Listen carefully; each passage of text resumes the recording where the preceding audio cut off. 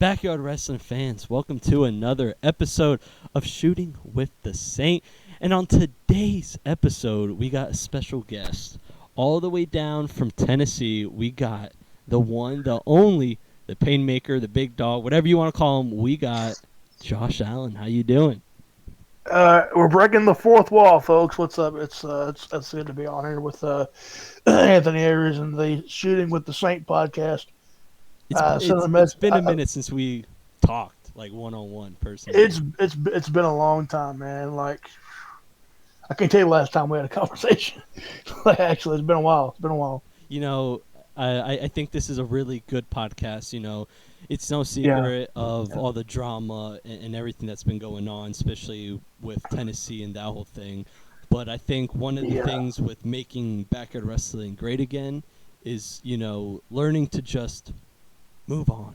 You know, yeah. Move on, let go, rebuild and rebuild rebuild. bridges. You know, everybody makes mistakes, and Yeah, yeah, totally. And second chances are something that really I think define a person, and everybody deserves at least another chance. But we've been always yeah, good. I mean, you and me have always been good. yeah. Just had like We've been good. Yeah, so. We have a lot to talk about, especially yeah. because We do. you haven't, or what do you call it? You have a defeat on your record from me. I have a victory. Oh God! I thought you were gonna bring this up. Yeah, that whole little angle, little work. Yeah. Anthony Aries 1, Josh Allen 0. Here, we'll get Oh, into that though, because all right. not a lot of people may not remember that unless they're like diehard fans of like both of our products. Yeah, unless you've been a diehard fan, you probably will remember. If you're recently fan, you probably won't remember. But yeah, that was That a was little like fun. that was like That was what? fun. Yeah. Maybe like 2019, I think it was. 2019, 2018, maybe I think. So around there. But yeah. Yeah, let me think. Yeah, no, I think it was 2019, right at the end of 2019. I thought yeah, it might have been. Yeah, yeah. Ah, geez. So, Josh Allen, what have you been up to lately, real quick?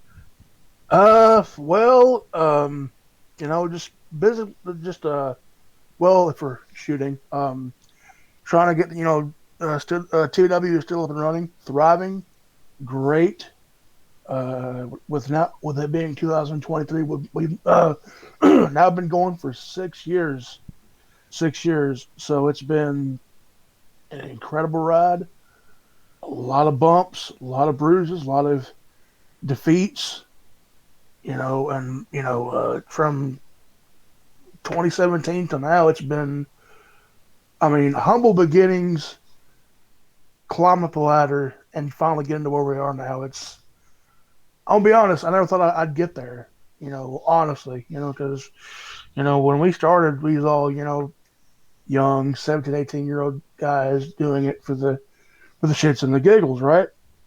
But when it got serious, when people, excuse me, got invested into it, fan wise, we're like, okay, we got to make this seem legit. We got to, make this seem like an actual legit, like you're watching a SmackDown or a Raw or a Dynamite or a Rampage or whatever, and we made it seem legit. And of course, there's a lot of guys that don't, that the only original members that are still left that are TWOGs are myself, Titan, Asian, Clay, and that's about the only OGs left because we got a plethora of new guys in. Of course, we got Flair in there. We got just different type. We got different people. Shane Davison, I knew he returned back recently. Alan Michaels returned back, and it's been going good. Been going great. Um, it's been going very very well. Yeah. Yep. That's what's up. So, you mentioned how TBW started 6-7 years ago, roughly around like 2017, right? Yeah, it was either I think it was March 25th, 2017, I believe is the correct date. Because little quick story. Myself, Titan, Little Mike, former TW superstar, if you want to put that in there. Or just die hard wrestling hardcore fanatics, if you could use that term. we would go to a local independent promotion up here to the National Guard, which a lot of independent promotions would be in the National Guard, or the high school, or whatever. Long story short, 2016 they ran from 2007 to 2016 when they shut the doors the last time, and of course myself and Mike was at the show, and the guy, the owner promoter, just said, "Y'all can we're not wrestling anymore. Y'all can get the money at the door. There's not going to be a show tonight," and they just shut down. And I'm not going to get into details of what happened. Well, the guy kind of got on some things, and the bottle, if you will, and all that stuff. But Ah, anyway, jeez. yeah, I haven't talked to him in like a long time. It's been like years. So were you You guys know. really close with the people in the company? Uh, yeah, honestly, being a fan or the mark, I came really acquainted with a lot of the guys in the show. They done a lot for me. Like, I'll give you a little story.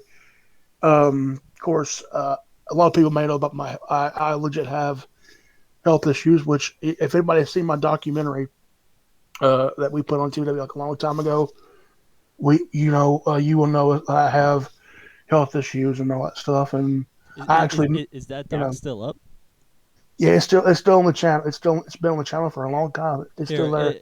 Yeah. for people who may not know your story, or whatever, I'll link it in the description of this podcast. Thank you. Yeah, yeah. We done that little documentary like maybe 3 4 years ago, and it turned out pretty good.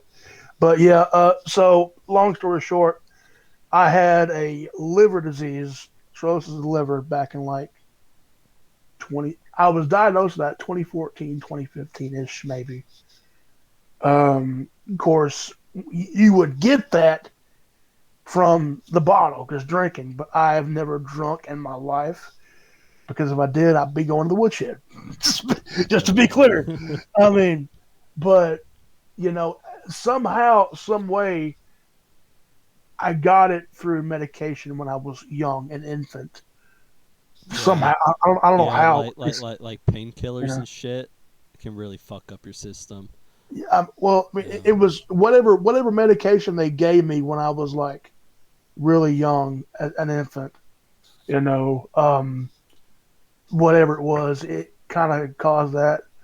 Yeah, But anyway, yeah, honestly, like there's a whole like thing about medications and what like yeah, yeah, what the shady stuff that medication companies do, yeah, yeah, because a yeah, lot of those medications can really fuck up your digestive yeah, system and gut. yeah. And like, so long story short, these guys, um,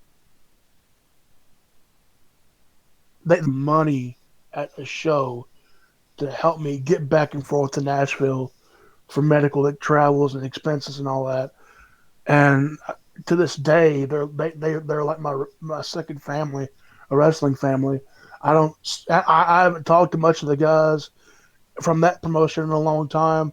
They got kids of their own. They're married to their wives, and and some of the guys they don't wrestle no more. But they were some awesome people to be around, and I miss that promotion. I tell you, it was fun being the fan. Being front row, yelling, screaming, cussing, middle fingers, you name it. It was It's fun. all about the experience, the Oh, memories you make. it was fun, man. I enjoyed it. So let's backtrack a little bit before we get Uh, into the whole story about how TBW started and stuff. How did you get into professional wrestling in general? I've been asked this question 1,000 times, man. Honestly, 7 years old. That's when I got bit by the wrestling bug, if you will. 7 years old. The Jack Pacific toy belts, the action figures, the playset rings, the DVDs, the video games. Man, I still got all my DVDs. I still got all my action. I still collect action figures to this day. I Yeah, I still got all the old classic DVDs, and I still got my figures, and I don't have the ring sets anymore, but I still got my figures Oh my somewhere. god, man! But I used to break all my rings. My mom would have to get me rings like every couple months because like I'd get yeah, really invested with my figures to where because back in the day, I don't know if you remember, but like the the rings from like the early 2000s, the ring posts were like really skinny, so like Oh yeah, they yeah, yeah. snapped really easily. And then on top of that, so like I would take a red like Crayola marker and like color blood on my old wrestlers, and I would stain my wrestlers with a red marker. Man, I would do that too. it's Yeah, so I would wild. do that too. Yeah. Oh man, but so continue Yeah. about how you got into wrestling. Okay, so 7 years old, watching. It had to be either a Raw or a SmackDown. It might have been SmackDown. And the first guy I see was freaking Undertaker, and that dude scared the shit out of me as a kid growing up Uh, because you think, is this guy really dead? Because he's got that gong, he's got the lights, he's got he's. But yeah, I mean, Taker. as a kid, you're easily like manipulated into believing things. Like Yeah, because my uncle used to scare me with like shit about wrestling, and like I would believe it because like yeah, 6-year-old me thought that shit was real. You know. yeah, like as when you get older and the terms smarten up, you're like, oh, so it wasn't. Okay. Well, dang. But anyway, like, yeah, I mean, Taker was the first guy to get me invested or got me hooked to the world of professional wrestling, and what a gimmick! 30 years of just doing one gimmick with the WWE, and it's crazy. I mean, And yeah, yeah, legend. yeah, yeah, by far, hundred But percent. but yeah, so you become a wrestling fan at the age of 7 and stuff. Yeah, So yeah. when did the idea of TBW and being a backyard wrestler come and flood your mind? Well, okay, so this goes back to the one straw previously. Of course, like I said, 2016, this one independent show was, they closed down. So 2017 rolls around, and I'm into high school at this time. We're starting high school, or we're already in high school, one of the two. But yeah, sophomore year, as a matter of fact. Myself, Titan, Little Mike, all the guys are in either in a classroom or a lunchroom. Might have been in the lunchroom cafeteria, and we're just sitting around eating. We're thinking, what are we going to do now? Because we can't go to SWA because they close the doors. So what are we going to do? And out of the blue, I think I just said to somebody, I said, let's start our own thing. I'm thinking, okay. So before we would tape Saturday, we would tape during the weekdays, school days. So legit, right after school, heading over to my place, and we filmed the first ever match, TBW Season 1, Episode 1, which was Atomic Titan versus Andrew Clay for the U.S. title. Me as referee. That was the first ever match, and I tell you, it was not the best match. Because when it's your first match, it's like, oh god, like what the heck am I doing? So Like did you guys watch like how to videos, or like you just guys just freestyle? And so how did you guys well, learn to wrestle? well, honestly, I've never had that question. I've never had that question ever. First time I've ever had that question, by the way.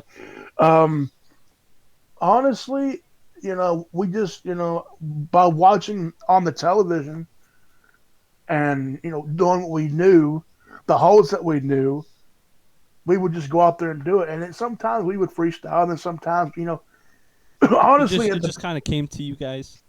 yeah, we just, at the, early on in the seasons, like mainly season 1, we would just kind of, book, go with the flow, honestly, because, like I said, it was for the shits and giggles. You're like 17, 18 years old, trying to, get out there, you know, Because I remember you me and know. Chris Dynamite, when we first started in 2012, we would watch these the how to wrestle guys, Oh uh, yeah, yeah, yeah. I know. Yeah, I've seen and them. we would just Yeah, binge watched all their videos, and then yeah, just tried to replicate all that stuff.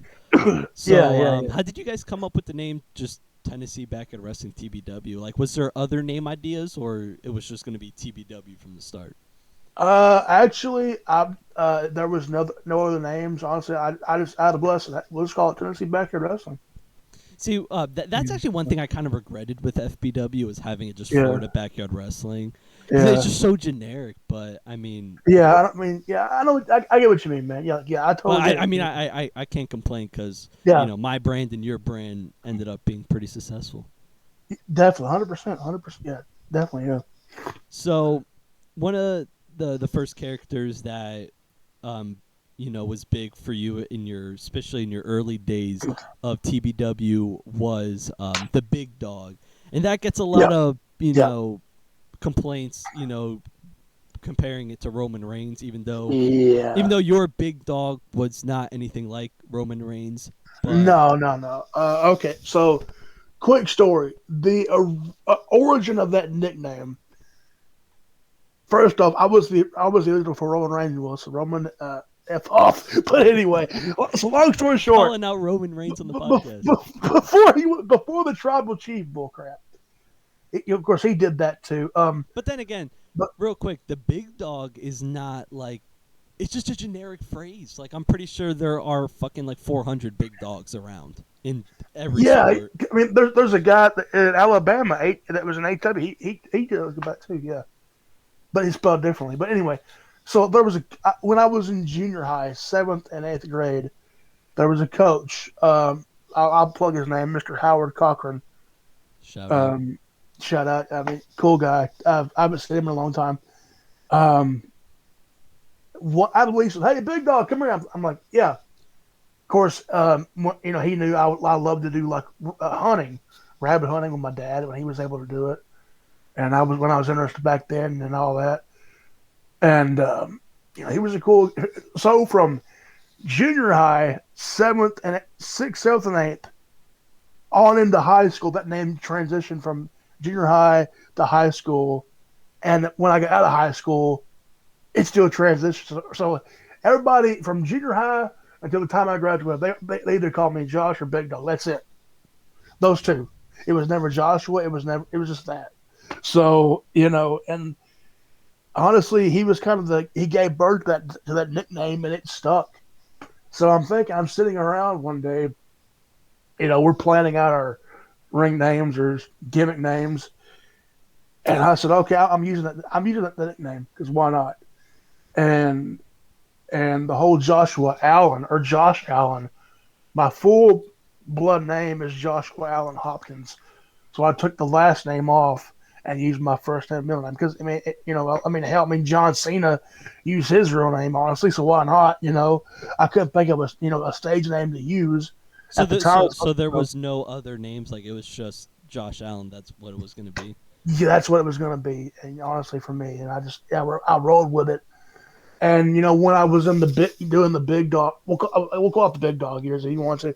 Um, I was like this Dusty Rhodes type baby face. I love the American Dream. What a performer.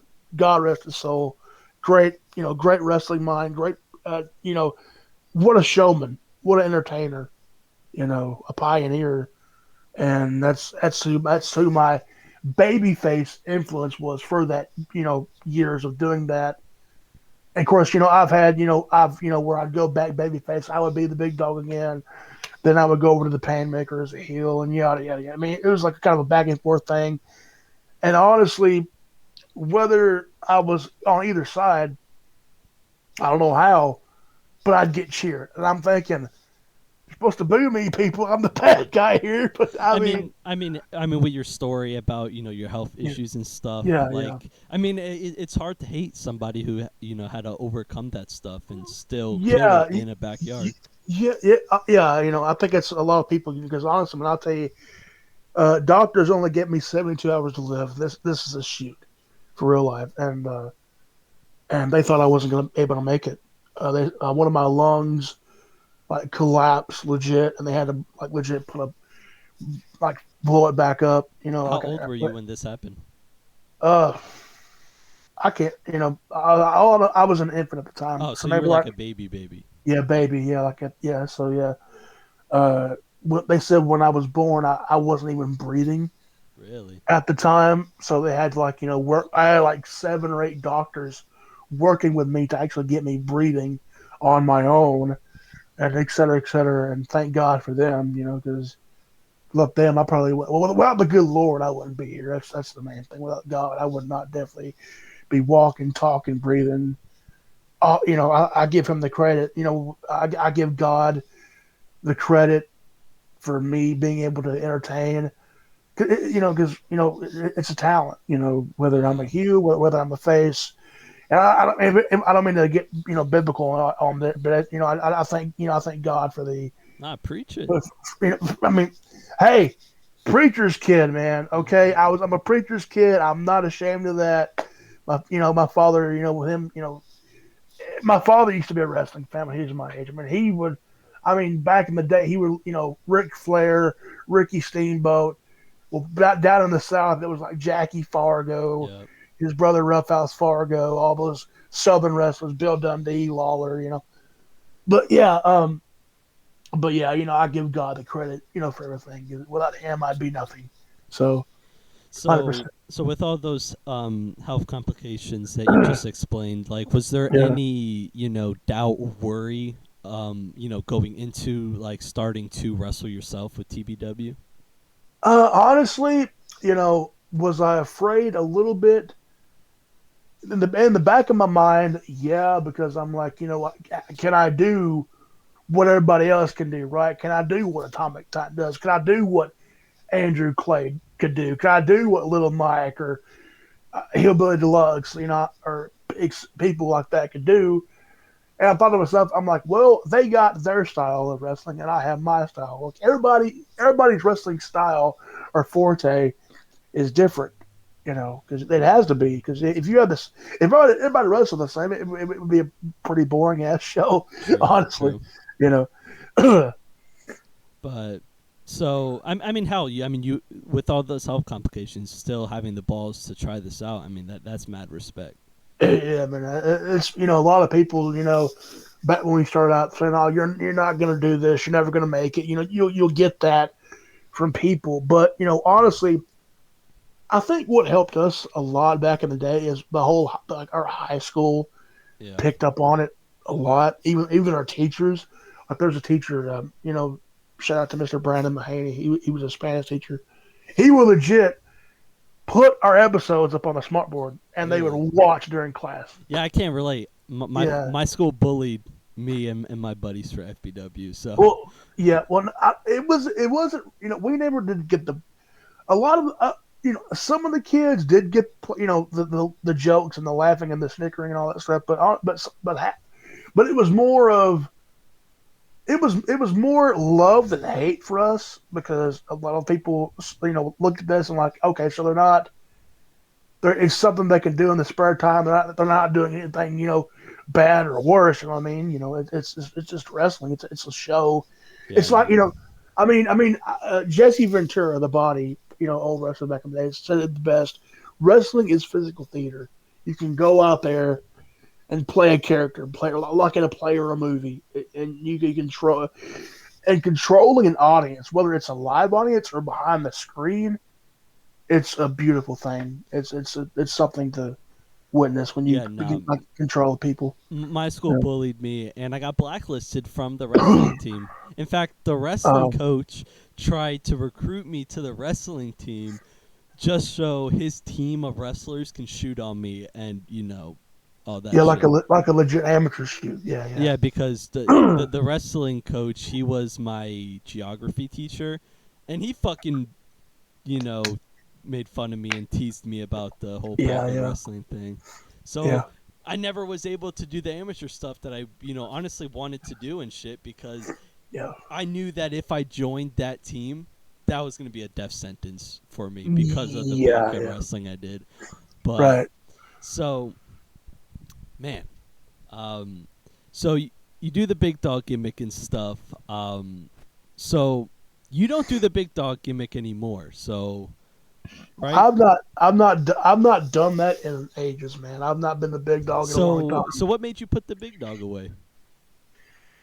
Uh, I mean, I did it as a heel briefly, and I'm thinking, I'll save that for my babyface side portion of myself. when I'm a heel, a lot of the guys that I work with say, "Dude, you're a good talker. You're good at being a heel."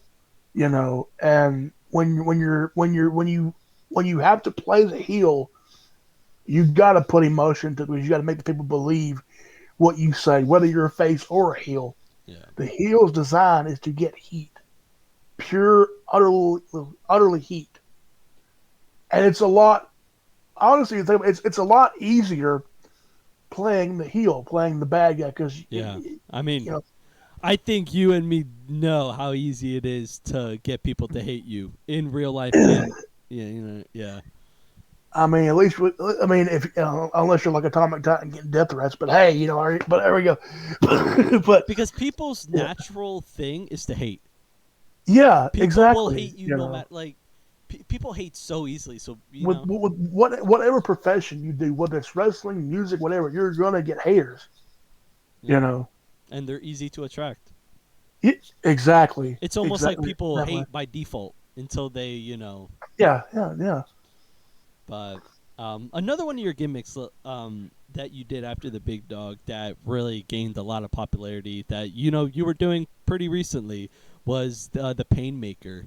Yeah, honestly, the Painmaker gimmick was, I think has been, not no disrespect to my big dog gimmick, but I think the Painmaker is grown more than my babyface uh, years, because when that whole thing came about, of course, when Jericho went to Japan in New Japan after the Omega match at the Wrestle Kingdom 12, he started doing the whole Painmaker gimmick and being a heel, being this psycho, right? Mm-hmm. And I was listening to his podcast about how he got the origin, and he said the origin was like a little bit of Bruiser Brody in a way, because Brody in Japan was nuts, Yeah. nuts.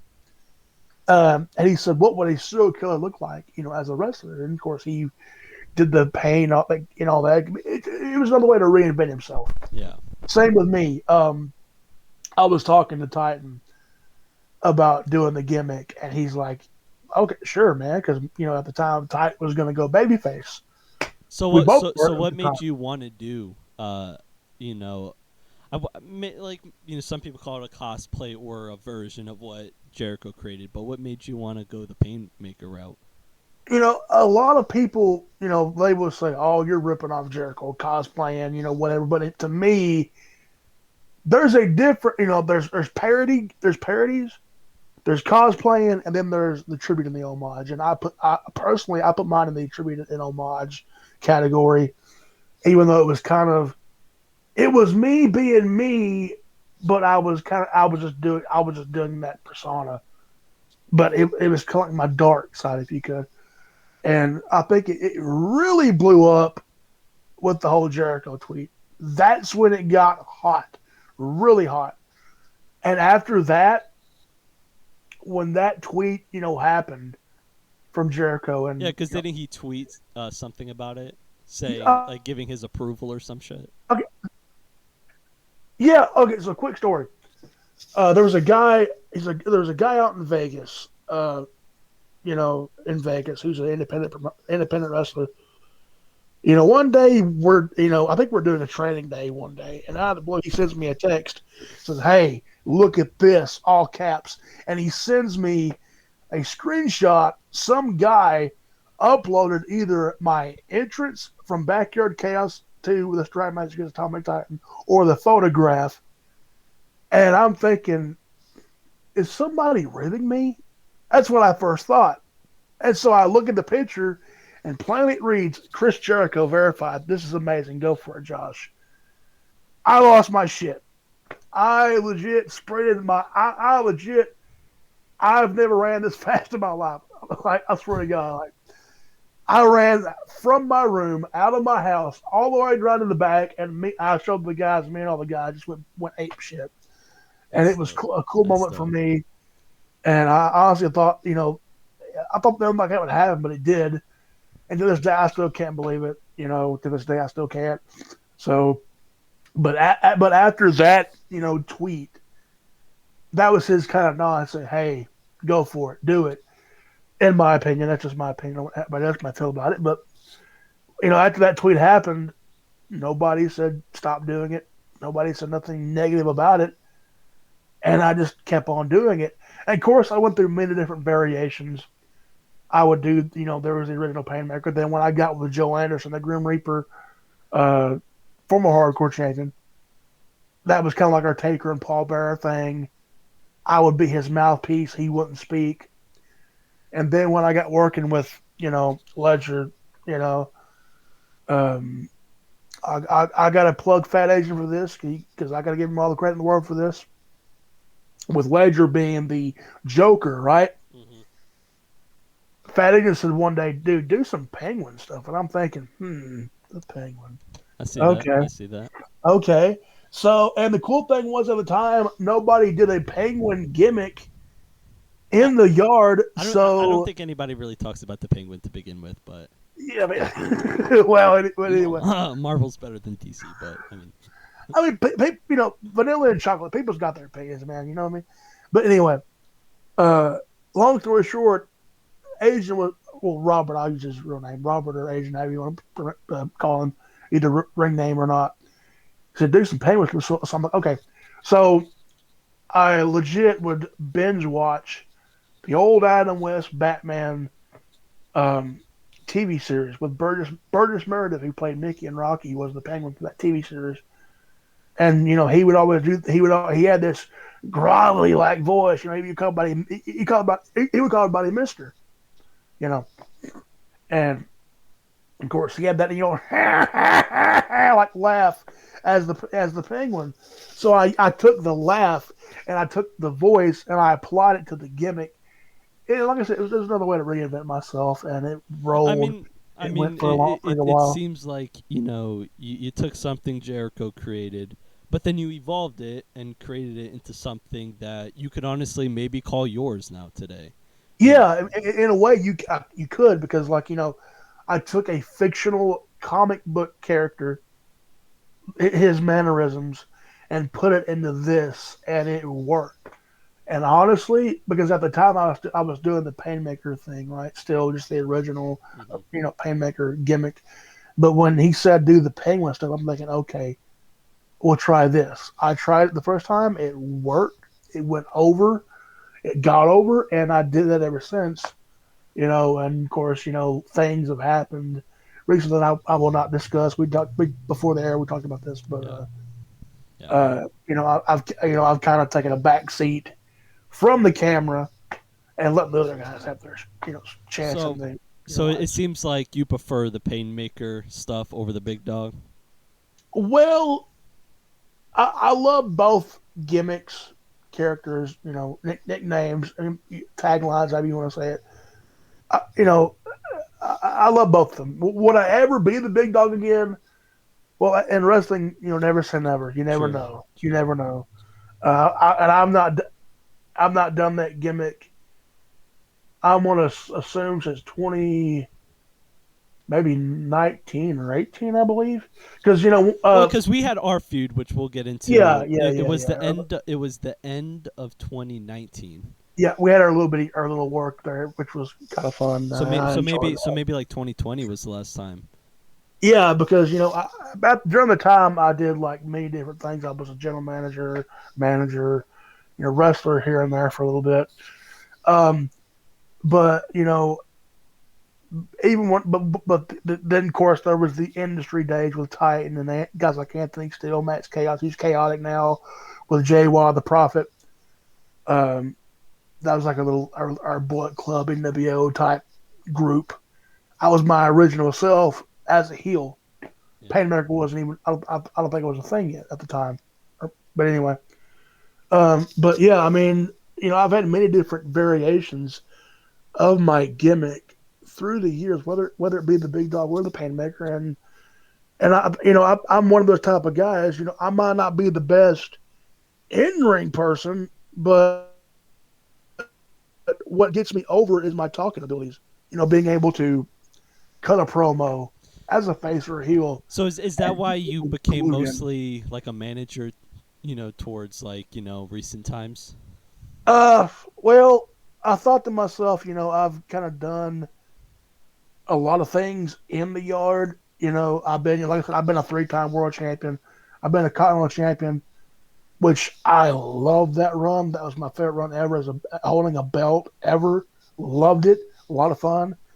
But, I thought to myself, I said, okay, I'm going to give people their chance because, I've been doing it for like a long time. What What, what you was know, was your previous health issues taking a toll on your body at this certain time?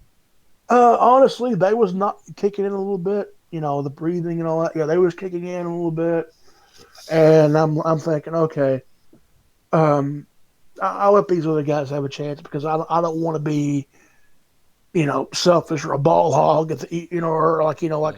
hog the light, because I don't want to be like that towards Because these. you are one of the founding fathers of TBW. Yeah, yeah, because and I honestly, when I won the world title for the first time, I didn't, going back to in the past, I didn't know they was gonna do that. I had no clue. Because you're not the I, only one who books TBW, correct? yeah, there's we have a creative team behind the process, and honestly, I didn't even want the world title, but the guys back then said how much it would mean to me to be the first champion, so we done it, and One of the problems with like being a booker and a talent is dealing with that backlash of, oh, you're yeah, only champion because you're the booker, or you're yeah, only yeah, in yeah, this storyline because you're the booker, and you get a bad yeah, rep regardless. If you put in the work and deserve it and earned it, you still get that crap, which sucks to yeah, be honest, because yeah. it's backyard wrestling. It ain't that serious, bro. I mean, it's called backyard for a reason. I mean, come on, I mean, it's not like we're not like the WWE or AEW. I mean, we're not. Yeah, we're on the TV because you can have like YouTube on the TV and everything, but we're not like on an actual televised like Yeah. station. You know what I mean? And, but anyway, but yeah, 6 years, man. It's been a blast. It's been a tremendous ride, and I'm gonna ride this thing out till I can't do it anymore. That's the way I feel about it, man. I just, whenever I plan on doing this for a long time, as long as the guys are willing to do it, and we have a lot of guys that are talented. We have guys like Johnny J, who was Gage Flair's manager. When this guy came in, we had him paired with Daniel Cole, kind of our Paul and Brock in a way. And this guy comes in, never done wrestling before ever, and he's cutting promos like he's done it for years. And I'm thinking, holy shit, this guy's good. It was just like that, and I was like, whoa, okay, this guy's good. So I'm like, okay, we put him as a manager. Of course, Daniel Cole, who has a child and married, living his real life. That's why he's not been around anymore. I think he's done with the yard. And my props, Yeah. you know. And he when he came in, dude, he took it like a sponge, soaked it all in, and it was great. It was I fabulous mean, for some people, in the ring. this is their end destination. This is the closest they're going to get to wrestling. So, Yeah, yeah, yeah. so respect to And, everybody you out know, there.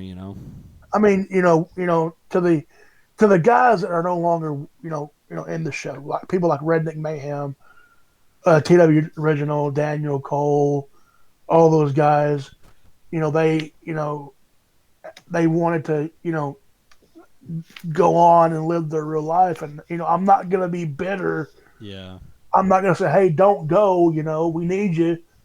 I mean, it'll evolve. We can get new talent, new people. Just reach out. You know, and So, we've done that. And we've got people, Russell Cooper, if anybody mhm. doesn't know him, the ringleader. This guy. You want to talk about dedication? When he lived up here, he lives somewhere else now. He still carpools to get here. This guy would legit ride his bike from where he lived to where we tape every single taping. And that to me, that guy has a lot of dedication. He first we had him as a commissioner at first, and he did that for a while. Then he wanted to get in the ring, and when he got in the ring, he and again like Daniel Cole, like a sponge, soaked it all in. He had the Bicon gimmick, and now Anniversary 6 came back as the ringleader, like a ringmaster of a circus, and it's got a lot of popularity, that gimmick with the ringleader, and it's cool to see that, and it's original. It's original, you know. So, so now that your days of like in ring wrestling, have decreased. Out of Yeah. all these years that you were active in the ring, what would you say was your best match? Like, if people are getting into your career, it's the one match that you want people to see of you wrestling that you hope or think that will get them hooked onto you. Anything I've done with Titan, whatever me and Titan has done, whether we're a duo or rivals, legit. Like, go watch Backyard Chaos, the strap match. Go watch that. No Return 3, the first strap match, was the with me and Titan. That's when the Painmaker was, getting big at the time. It was starting out, getting really big. Anything with me and Titan, man, because me and Titan, it's like it's fire and ice. We always collide together, man. And I don't care if we're allies or rivals.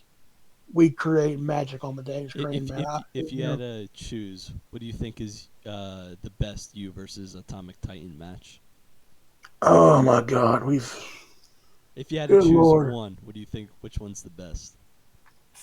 It's a tie between the strap matches, but the second strap match was a lot of fun. That And that was was at what a show? lot of fun. You said. Backyard Chaos too was the Demon Prince versus the Painmaker. Yeah, of course he had his Finn Balor like alter ego, the Demon Prince. And of course that was his thing. I did my thing as a Painmaker. But yeah, Backyard Chaos too. The second strap match, the last strap match we had. If I can get a dag, I'm trying to fake it one of these years. I would love to do it again. Strap match number 3, bring it. you know, but So we mentioned uh, how your in ring competition has decreased over the past little bit. yeah, yeah. Do you think that Josh Allen will ever step back to compete in a ring, or do you think for the time being you're looking at being a manager for a bit? Well, like I said earlier, as I say never. 2024 next year, which we've only got 2 months. November, December of this year. Then we'll have a new year. Um, I plan on getting back in there, not full time, maybe a part time thing. Because Because when was the last time you wrestled? It's been a hot minute, right? the last time I had a match was episode 140 of Rampage. It was myself and Ledger against Dalton Skull and Jay Watt, an attack match. That was my first match back in 2 years Yeah. So like that I had. you haven't been wrestling a lot. No, So 2024, you think you're gonna step back in the ring to compete? I'm gonna do the best I can do right now. Like I said, I'm taking time off from the screen, getting my body into like shape, because where I've not been in the ring for so long, the ring rust will be a big factor if I step True. in there now, True. and I don't want that. Not only for myself but for the fans. I don't You want my got you got fans. you got to put in that work. Yeah, You got to put in yeah. the So work. that's why I've strictly on water now. I've cut away all the stuff I used to do. Just busting my ass, man, because I really, because all my life, all I've known is wrestling. That's all I've known. Yep. For a lot of people, it is that way, because a lot of people, wrestling is an escape for a lot of people, because Yep. whatever is going on in your life, whether it may be family problems or whatever you may be going through, or whatever's going on in the world, to get your mind on what's going on in the world. Just wrestling, can be that escape. And for me, wrestling was my escape from the real life, with the health struggling, and also depression. I've dealt with that too, because of the way my life is, the way I was born. But I can't be bitter, because I mean, you killing it. I mean, there's no yeah, denying, yeah, yeah, because you can look at most people that could be in your situation. They yeah, probably would not do the stuff that you did, regardless if yeah, you only wrestled for however long. You still You made an Yeah, effort to I do mean, it and did it.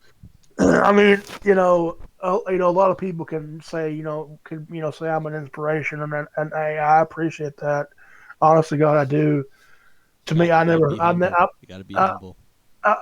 brother, from the time we started to now, I've always been a humble person. I've never been egotistical. I've never been bitter. I've been blessed, humble, and honestly, as a little plug here. Tomorrow morning, I'm traveling myself and all the crew. We're going to Memphis, Tennessee, to be a part of Resurrection Pro Wrestling.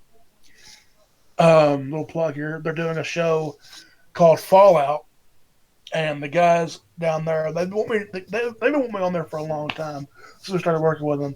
But due to recent events with my mother, God bless her soul, putting up with me for 23 years. At the end of the month, it'll be 24 years. Her health has kind of been bad. I'm sorry to hear your mother. Yeah, exactly, with diabetes. She's lost like 4 different toes due to diabetes. My father, they got the same type of diabetes as well, but she takes the shots. He doesn't. So I don't know how that it works, but they do. I mean, But I anyway, hope all gets better and goes thank you, well. man. You know, prayers, brother. I thank you. I appreciate that. But going back to the Fallout event, I've been booked to be a special guest referee. It's a battle of big men. It's Gunnar Morgan versus Shane Davison in a match, and they got me as referee.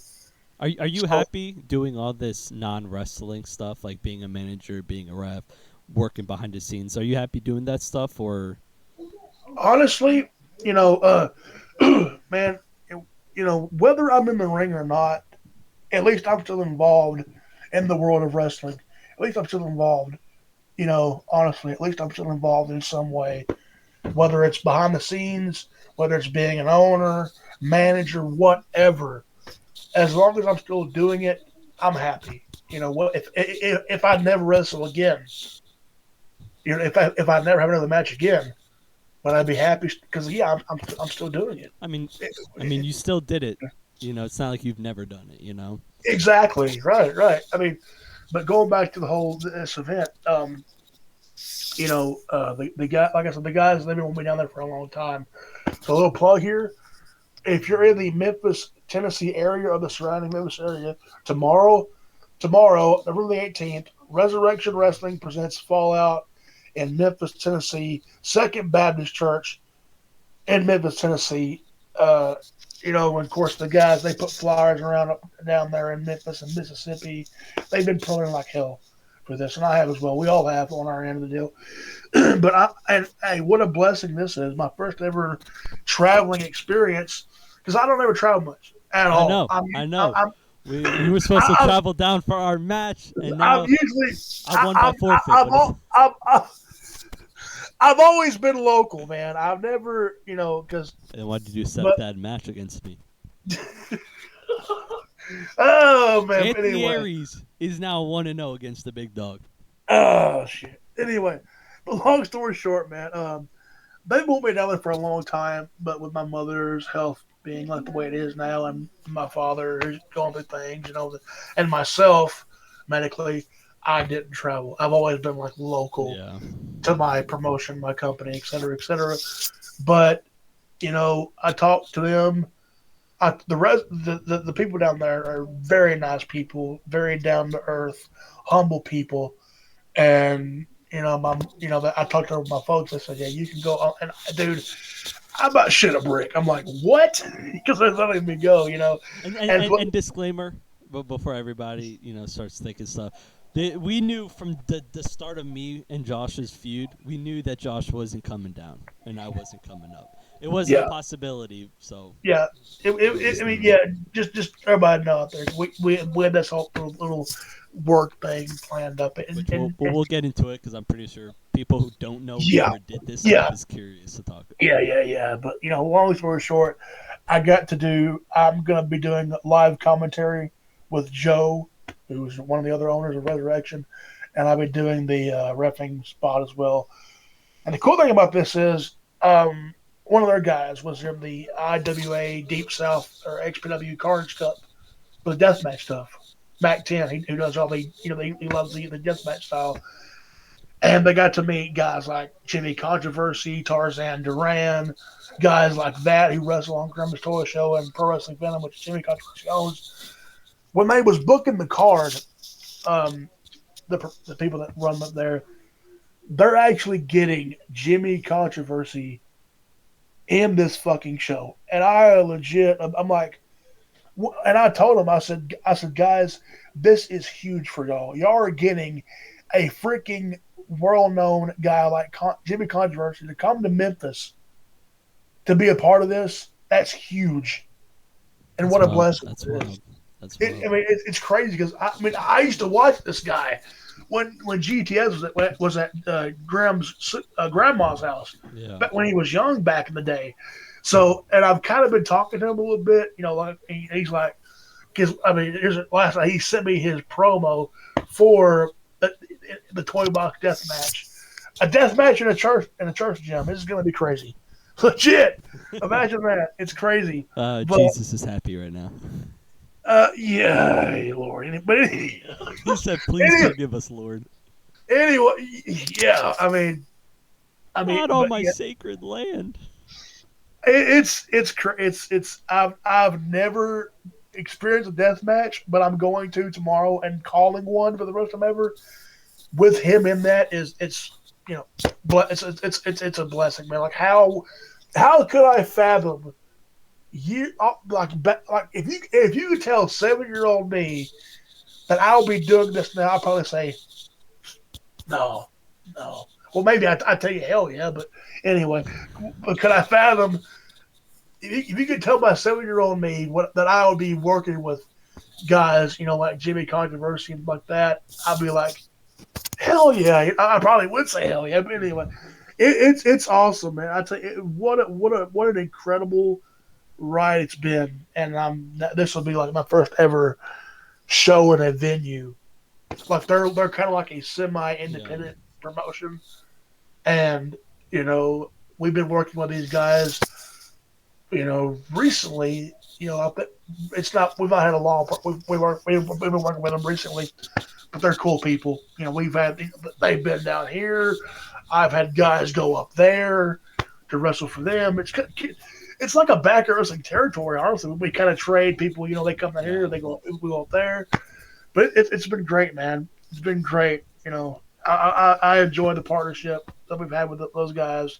Great guys, great talent, humble as they can be, and they're awesome. So we've been teasing it throughout this podcast. Yeah, We got to yeah. get into it. So let's talk about the story of All right. Anthony Aries, but back then ALM versus Josh Allen happened in let, let, let, let, 2019. let's let's deep dive into this, shall we? Okay, so back then, I don't even remember how we met, but we met a couple months before this. I think it might have been Instagram. I think it had to be Yeah, Instagram. it was definitely Instagram. I don't know. So I don't know who hit up who first, I, but I can't remember who it might have. But anyway, so it was on Instagram, and like you was doing the ALM gimmick at the time. at the time Being I was doing a yeah, thing where I felt like I wasn't appreciated, so I turned heel and I made a commitment, almost like Randy Orton 2019 heel, where yeah, like I was gonna go and take out everybody that I felt was more appreciated than me and didn't deserve yeah, that appreciation. So I was gonna start taking out people like that, and you were my yeah, first victim. yeah, yeah. And honestly, back when you did the ALM thing, that was your heel run, and that's when I knew you first before the Anthony Aries gimmick and the Saint of the Yard, the Savior of the It was Yard, the et cetera, evil et heart, cetera. Yeah, yeah. evil heart So ALM. yeah, and like I said, I can't remember who hit up who first, but yeah, we planned this little shoot angle out because back then we had the group called C4, which was the corporate four, which was like our evolution. It was Gage, Flair, Titan, a guy named Alexander who's no longer with us anymore in the company, and Hillbilly Deluxe, which was like our Andre the Giant, or Big Show, whatever you want to put, or Great Khali. Yeah. But to this day, I've known that guy all my life, from kindergarten to now. I've known that dude all my life, and we've been the best of friends since our childhood. And he's a pretty cool You know, dude. it's a good thing that we're talking about this feud because for the people Yeah, who remember it or the people yeah, who go back to check this out, the feud kind of was messed up for a couple factors. Like I know you yeah, posted a promo on the FBW channel, and I did promos or whatever, but yeah, the result of the feud got messed up. So I won by forfeit, and then yeah, after the event, or actually no, on the event, C4 was supposed to send in a video like indicating they attacked you. Like yeah, I paid them off to attack yeah, yeah, you, yeah, yeah. which the promo never got in, and then it was never going to come in because I was gonna see if we'll just upload the promo after the event.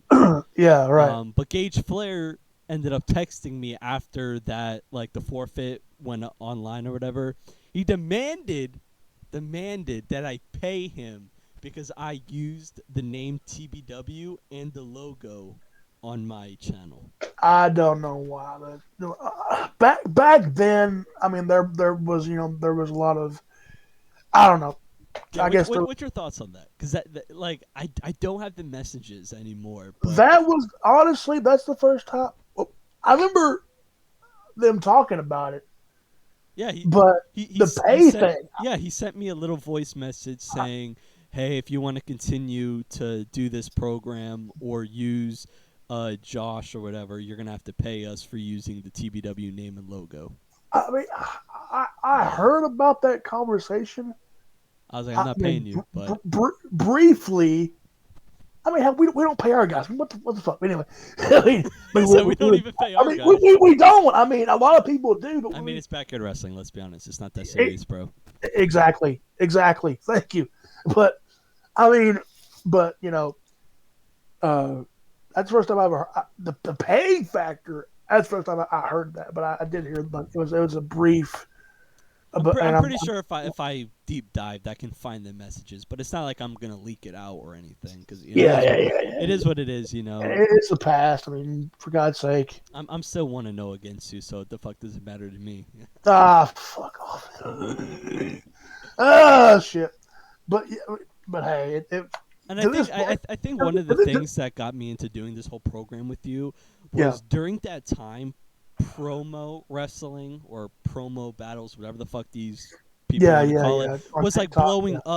blowing up on Instagram during that time.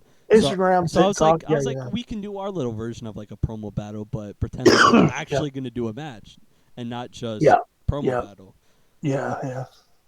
I mean, but yeah, we had that little bitty work, and it was fun planning it out. I really wish we could have got the footage of C4 really attacking me to make Yeah. it seem legit. Or at That I, least have like a proper ending and kind of like wrap everything up because yeah, it was yeah, yeah. never really explained It, further. it, it was Just it I was won by it was forfeit. it was kind of a one-off little like thing. He won by forfeit. There was no like explanation of why I wasn't on the program. But yeah, I mean it is what it is. It's the past. But How did the other roster members react to you doing a program with me?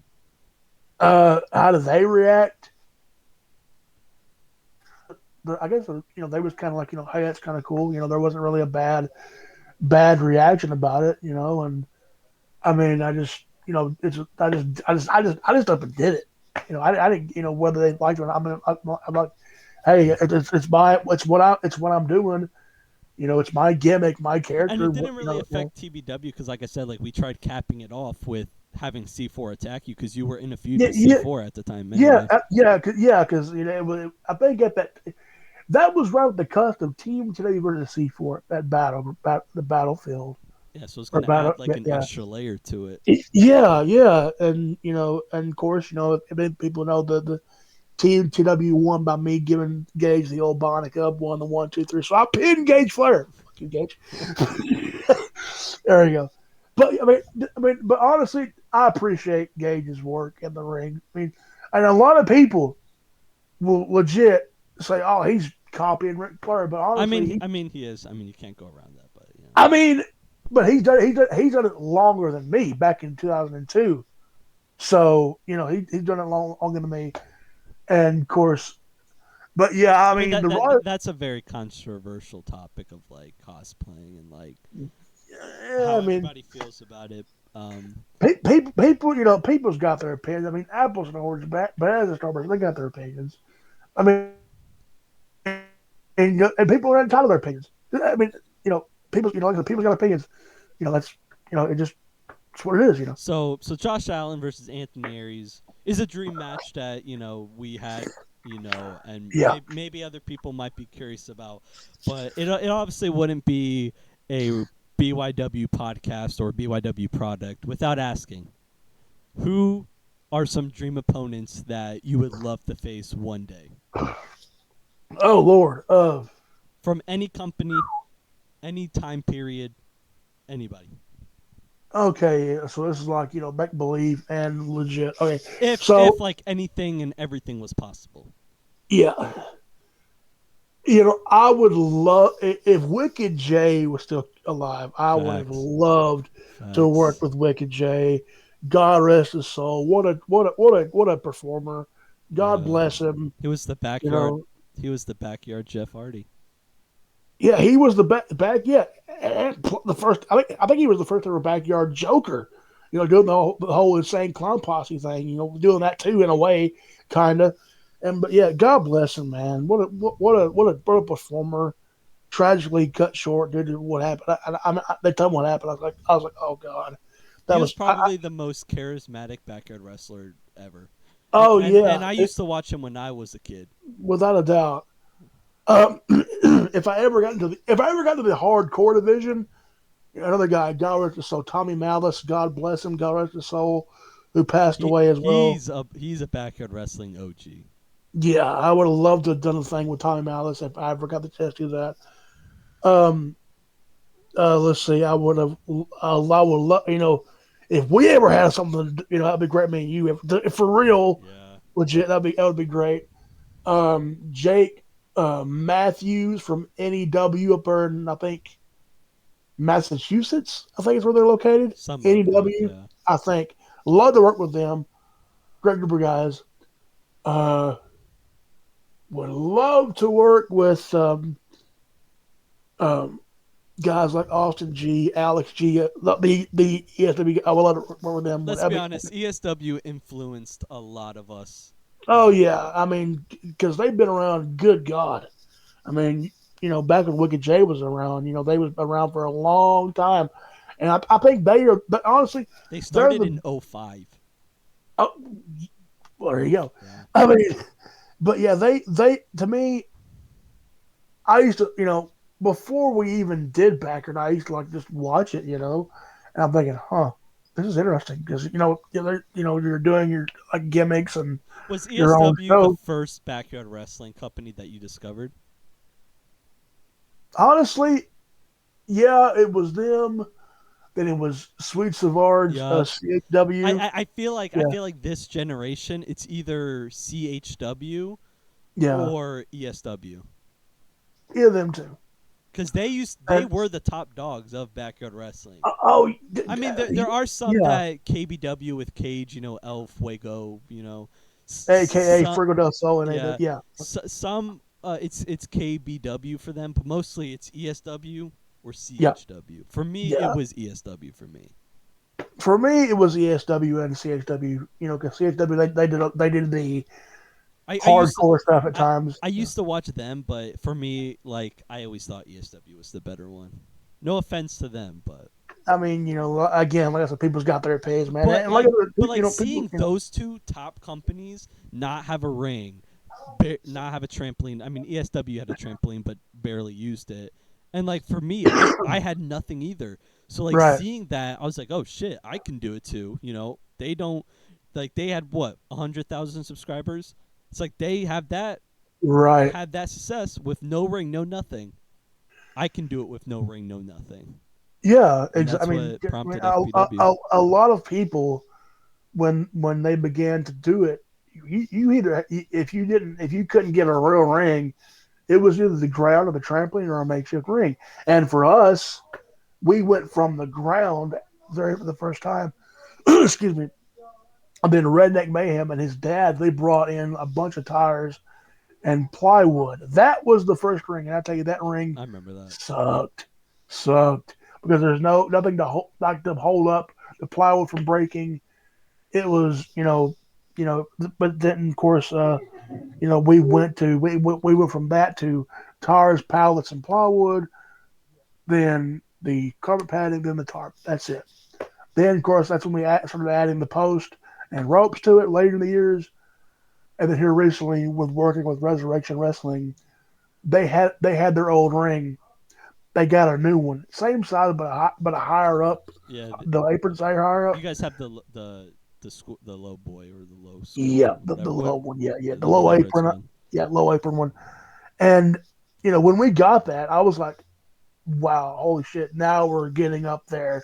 See, that's the only And thing that I need to check off my list is wrestling a real wrestling ring, and I'm working yeah, towards that. I'm working on trying to get a real ring down here. yeah. I mean, it's and and of course, one of the owners, Ronnie Brady, who is in the main event. I'll plug it. He's in the main event of Fallout. Who is defending the undisputed world title against the Wild Beast Adrian Prince in the main event. Falls Couture match. If you're in like I said, Memphis area, surrounding area, come out and support us, watch us.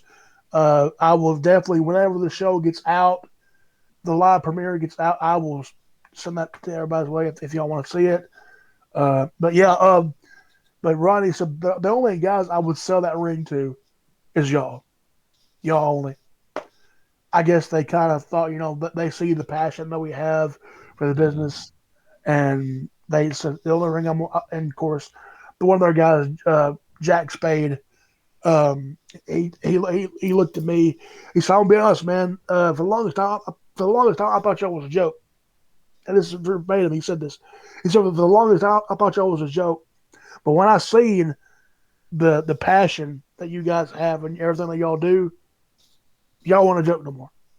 And I said, "Well, man, I appreciate that." Like I told him, I said, everybody's got their opinions, and I appreciate your honesty. I really do. Because honesty is lost nowadays. People love to not be honest. They'd rather stretch the truth or lie and not be honest.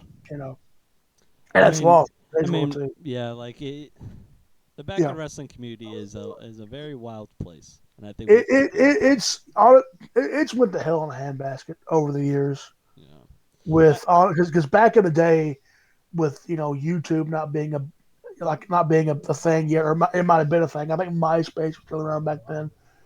But and of course the internet was a thing too. but You know, the backyard wrestling community and the people in it, they are some of the most fucking egotistical, it, fucking not it's like it's got toxic, man. Like people are toxic, and then they accuse other people of being toxic, and it's yeah, so hard yeah, to trust people. So like a lot of us yeah, only yeah, have like I mean, you guys dealt with a lot of shit. I mean, the yeah, whole situation that happened a couple years ago that almost got TBW blacklisted. Um, yeah. let's not get into that. But if you can give one final statement and a statement on here, about after everything's happened, to people who still hold a grudge, what do you got to say to those people? About that, even though I'll talk about it briefly. The match never got aired, and thank God it never did. Because if it did, I think it would have been a hell of a lot worse on us. Um, you know, um, if I could do it over again, I would have never. It wasn't, I'm not the booker. I'm the owner. It falls on me too. I'll admit it. I'm not afraid to admit it. If I could do it over again, I would have never had that booked ever. And like I said, it should have never happened. And a lot of people, moved on. But a lot of people that want to hold a grudge, just in my opinion, to y'all, just let go. Just let go. Life is too short to hold a grudge or hold anything against anybody.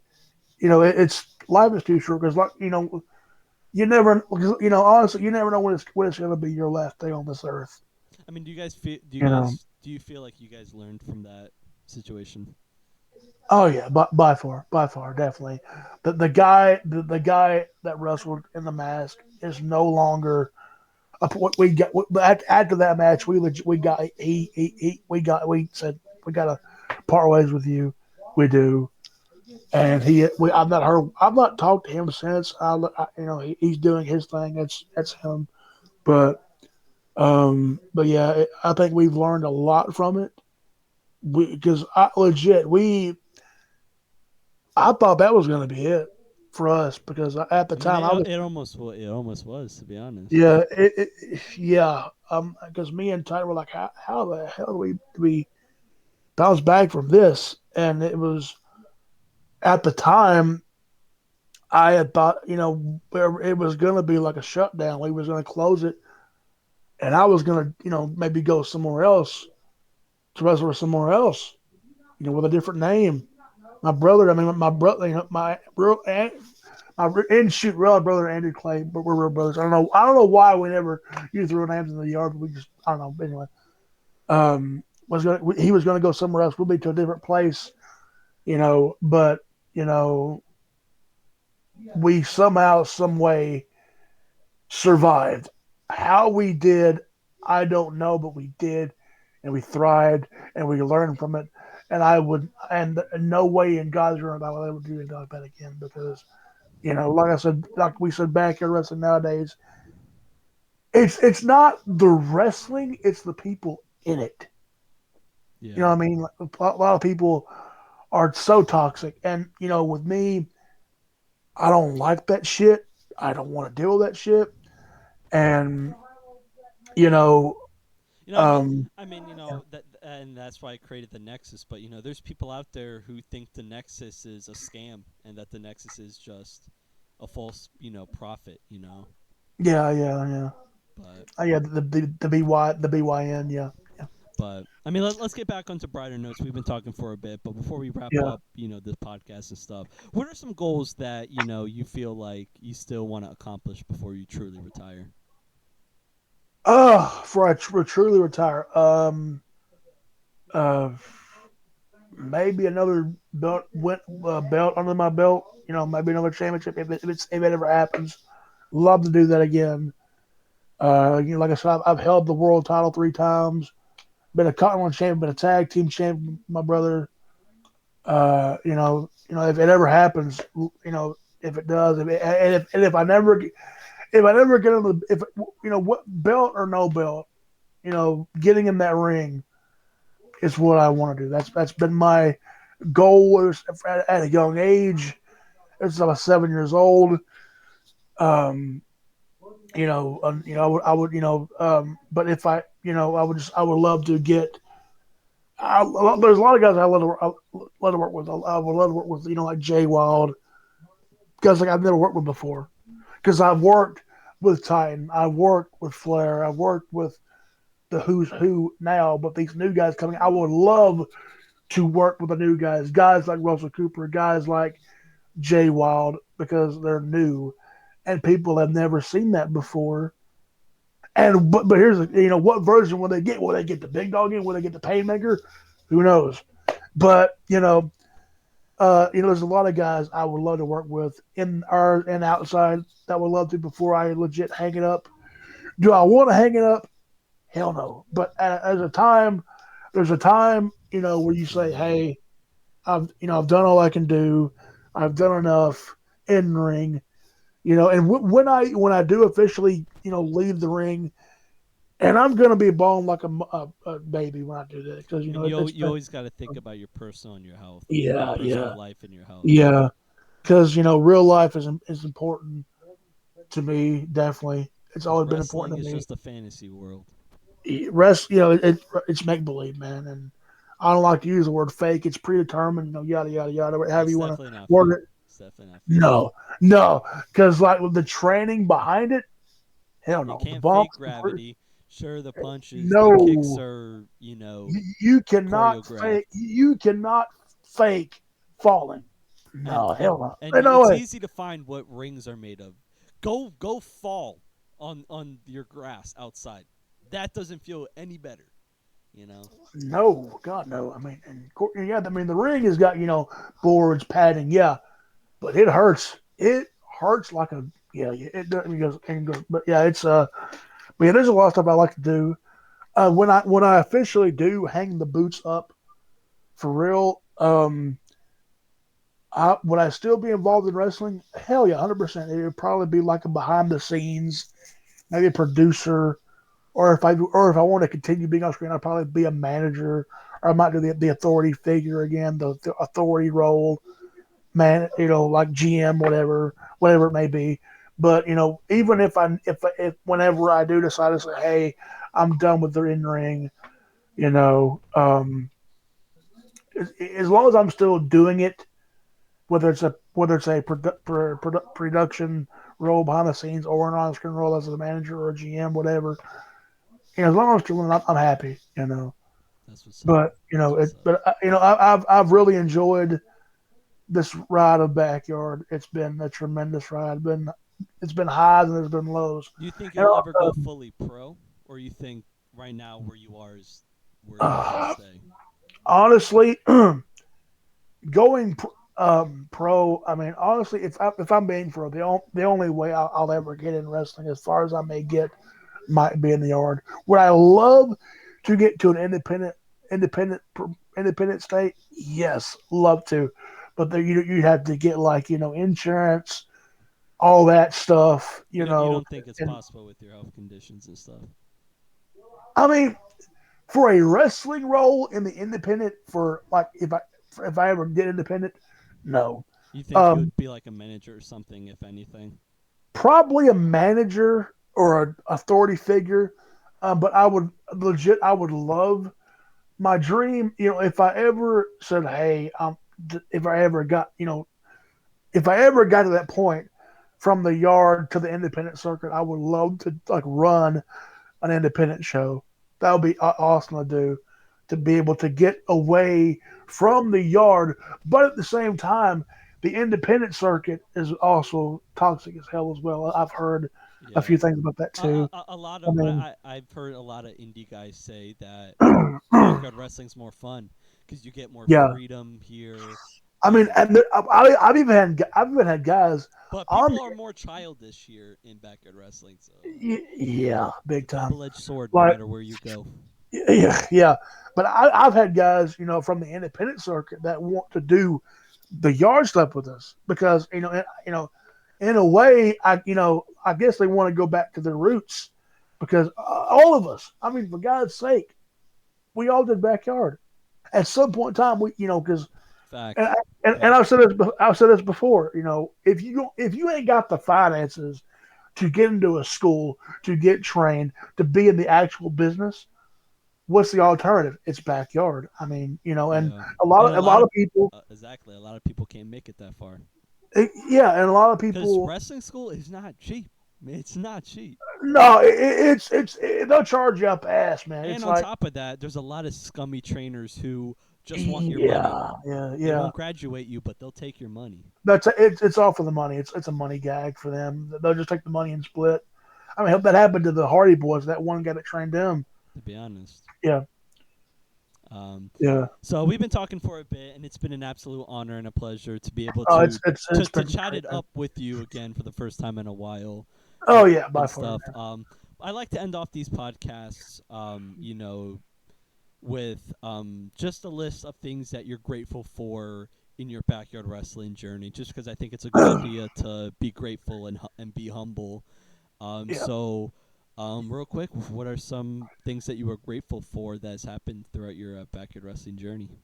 I'm grateful. One thing I'm grateful for life. I thank God for the life that He's gave me. Because I could be in a lot worse shape than I could have been in a wheelchair. I could have been not be walking. I could not be talking right now. I could be a lot worse, or I could have never even made it. So God to me is number one. I thank God for everything. Because without Him, or like I said, without God, I would be nothing. And I thank Him. I'm grateful for my wrestling career, for the guys I've worked with, whether they have left or they stuck around, or the new guys coming in. I'm grateful for my folks. who put up with this for a long, put my wrestling obsession for a long ass time. I mean, for 7 years old to now, that's a long ass time to put up with it because Yeah. But it's why I mean, wrestling is all I have. It's really all I do have. Um, I'm grateful for that. I'm grateful for the Resurrection crew that I've come to know as a wrestling family. Great group of guys, and if anybody wants to get in this, whether it's backyard independent, don't give up.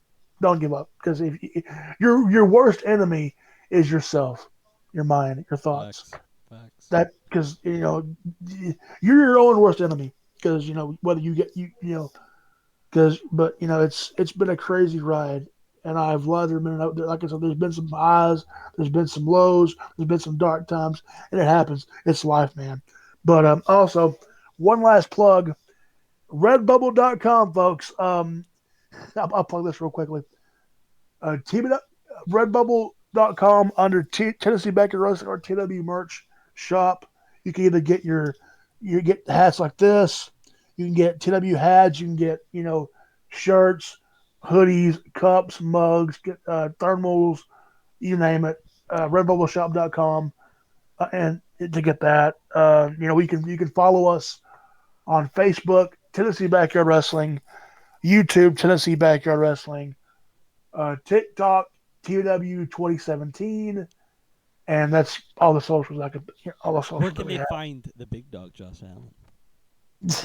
The big, oh yeah, well right here for one thing. You're on Instagram, correct? Yeah, I'm I'm on Instagram under. Oh, let me check mine as we're talking about He this real said I quick. forgot my Instagram handle. But real quick, Yeah, guys, Josh it's just mentioned Redbubble. Quick yeah, announcement. I'm going public with it right now. The Backyard Wrestling Nexus has its own merch store again. Um, it's on Redbubble actually, so I'm going to be posting a link in the description below. So the nice, nice. Backyard Wrestling Nexus has its own merch store again. All right, so So you can check find that out. me. You can find me on Instagram under Joshua Allen underscore TBW. That's my official Instagram account for TBW for myself. Also, you can find us on, like I said, TBW is on Instagram as well under Tennessee Backyard Wrestling. You can find us there. But yeah, I've been grateful, man, for what I've done over the years. I've always been humble, and I will always be humble to my last day, man. Because like I said, life is You too definitely short had to a hold. journey. You definitely had a journey.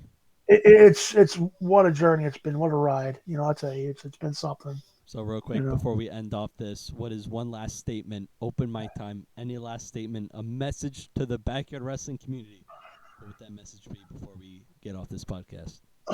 To the backyard wrestling community, you know, if you're new in this, don't give up. If you've been doing this for a while with your product, keep putting it out there. Keep getting your name out there. Just be you. Be you. Be you got the real life and you got your gimmick. You got your character. Just live it up. Keep your Live the ego in dream. check. Be nice to everybody. We all have the Keep same yeah. love. We Keep all have the same passion. That's the big one. Keep your ego in freaking check because egos ruin this for guys that want to come into this. And You know, stubbornness. Just stubbornness. don't be an Just just asshole. just don't be an ass. Don't be a jackass. Period. I mean, you know, and I mean to an extent. I mean, if you're a promoter, you have to be to an extent because if you don't, the talent will walk all over you. They will legit do that. But me, I've always been a nice guy. I've always been respectful. When people say, "Hey, we love what you're doing," I'm humbled by that because that people would tune in every week to see what the heck we're going to do. What's JWall going to do? What's Flair going to do? Allen, um, Clay, you name it. I mean, they love it. I mean, and I'm thrilled for that because it's amazing to see a childhood dream go from a dream to reality on a platform like this. And I'm blessed by that. And like I said, keep egos in check. Check them at the door. Leave them on the way out because leave. just get that ego shit out of here, man, because it's not you don't need we don't need that in this. I mean, because I mean, what's going on in the world nowadays? I mean, good God, it's crazy. I mean, because like if you want to break from the real world, and like some people's got music, and some people's got wrestling. There's different things to do, but like if you want to get into this, keep your egos in check, keep your asses in line, because it's like what and a lot of people think they're hot shit. I'm not gonna drop names because I'm not that kind of person, I'm not that kind of guy. But why, instead of being that, why don't you just be humble for what you have? Because you could not even had this platform. You know True. what I mean? But True. just be humble. Be humble. You know.